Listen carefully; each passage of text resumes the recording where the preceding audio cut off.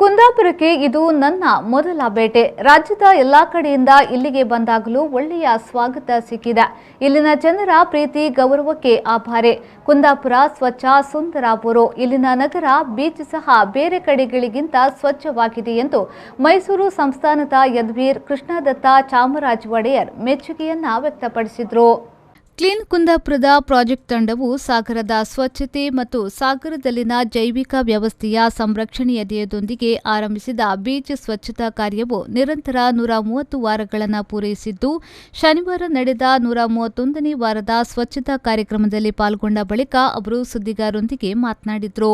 ವಿವಿಧ ಸಂಘಟನೆಗಳ ಆಶ್ರಯದಲ್ಲಿ ಅಮೆಹಬ್ಬ ಬೀಚ್ ಸ್ವಚ್ಛತೆಯನ್ನ ಅದ್ದೂರಿಯಾಗಿ ಮಾಡುತ್ತಿರುವುದು ಶ್ಲಾಘನೀಯ ಕಾರ್ಯ.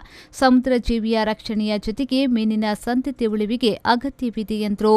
ಮಾಡ್ತಾ ಇದ್ದಾರೆ. ಅದು ಕೂಡ ನಿಜವಾಗ್ಲೂ ಯಾವ ಕಾಲದಲ್ಲಿ ಯಾರಿಗೂ ಇದ್ರ ಬಗ್ಗೆ ಜಾಗೃತಿ ಇರಲಿಲ್ಲ, ಆವಾಗಲೇ ಶುರು ಮಾಡಿ ಇವಾಗವರೆಗೂ ಅವ್ರು ಕೆಲಸ ಮಾಡ್ತಾ ಇದ್ದಾರೆ. ಈ ಕಡಲಾಮೆ ಸಂರಕ್ಷಣೆ ಮೀನುಗಾರಿಕೆ ಎಷ್ಟು ಮುಖ್ಯ ಅಂತ ಅವರೇ ತಿಳ್ಕೊಟ್ಟಿದ್ದು. ನಿಮ್ಮ ಬಹುಶಃ ಈ ವರ್ಷದಲ್ಲಿ ಜೆಲಿಫಿಶಿನ ಸಂಖ್ಯೆ ಭಾಳ ಜಾಸ್ತಿ ಆಗಿತ್ತು ಅಂತ ಹೇಳಿದ್ರು. ಅದು ಕಾರಣ ಯಾಕಂದರೆ ಇಲ್ಲಿ ಆಮೆಗಳಿಲ್ಲ. ಆಮೆಗಳೇ ನಿಮ್ಮ ಜೆಲಿಫಿಶ್ ತಿನ್ನೋದು.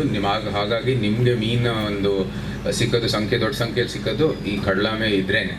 ಸೊ ಆ ಥರ ಹೇಳ್ತಾ ಇದ್ರು. ಇದು ಈ ಎಂಟೈರ್ ಇಕೋಸಿಸ್ಟಮು ಯಾವ ರೀತಿ ಈ ಕಡಲಾಮೆ ಮೇಲೆ ಡಿಪೆಂಡ್ ಆಗುತ್ತೆ ಅಂತ ಅವರು ಹೇಳ್ತಾ ಇದ್ರು. ಸೊ ಅದರ ಪ್ರಾಮುಖ್ಯತೆ ಬಗ್ಗೆ ಮತ್ತು ಅದರ ಸಂರಕ್ಷಣೆ ಮಾಡ್ತಾ ಇರೋ ಒಂದು ಸಂಸ್ಥೆ FSL ಇಂಡಿಯಾಗೂ ಕೂಡ ಕೃತಜ್ಞತೆಗಳನ್ನು ಹೇಳ್ತಾ, ಆಗಲೇ ನಿಮ್ಮ ಅರಣ್ಯ ಇಲಾಖೆನವರು ಎಲ್ಲ ರೀತಿಯ ಒಂದು ಸಹಾಯವನ್ನು ನೀಡ್ತಾ ಇದ್ದಾರೆ.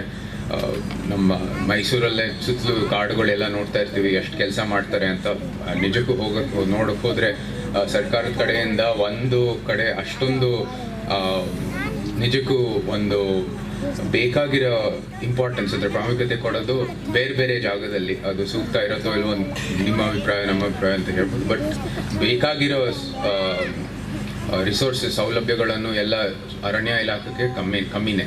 ಸೊ ಆ ಕಮ್ಮಿ ಸೌಲಭ್ಯದಲ್ಲಿ ಎಷ್ಟೋ ನಮಗೆ ಸಹಾಯ ಮಾಡಿ ನಮ್ಮ ಅರಣ್ಯ ಸಮುದ್ರ ಜೀವಿನೂ ಕೂಡ ಭಾಳ ಸಂರಕ್ಷಣೆ ಮಾಡ್ತಾ ಇರೋ ಸಂಸ್ಥೆ ನಮ್ಮ ಅರಣ್ಯ ಇಲಾಖೆ. ಅವ್ರಿಗೂ ಕೂಡ ಕೃತಜ್ಞತೆಗಳು. ಇಲ್ಲಿ ಬಂದು ಎಲ್ಲ ಇದು ಆಯೋಜನೆ ಮಾಡಿ ಭಾಳ ಸಹಾಯ ಮಾಡ್ತಾ ಇದ್ದಾರೆ.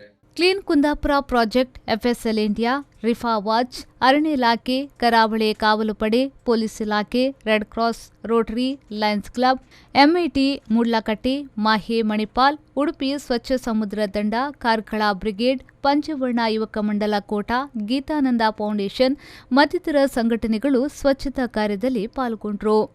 ಇದೇ ಮೊದಲ ಬಾರಿಗೆ ಕುಂದಾಪುರಕ್ಕೆ ಆಗಮಿಸಿದ ಮೈಸೂರಿನ ಮಹಾರಾಜರನ್ನ ಪೂರ್ಣಕುಂಭ ಸ್ವಾಗತದೊಂದಿಗೆ ಅದ್ದೂರಿಯಾಗಿ ಬರಮಾಡಿಕೊಳ್ಳಲಾಯಿತು. ಕೋಡಿಯ ಶ್ರೀಚಕ್ರೇಶ್ವರಿ ದೇವಸ್ಥಾನದಲ್ಲಿ ವಿಶೇಷ ಪೂಜೆಯನ್ನ ಸಲ್ಲಿಸಿ ಅಲ್ಲಿಂದ ಸಾಂಪ್ರದಾಯಿಕ ಶೈಲಿಯ ಮೆರವಣಿಗೆಯ ಮೂಲಕ ಕೋಡಿಯ ಕಡಲ ಕಿನಾರೆಗೆ ಆಗಮಿಸಿದ್ರು. Srikanth Hemmadi, V4 news, Kundapura.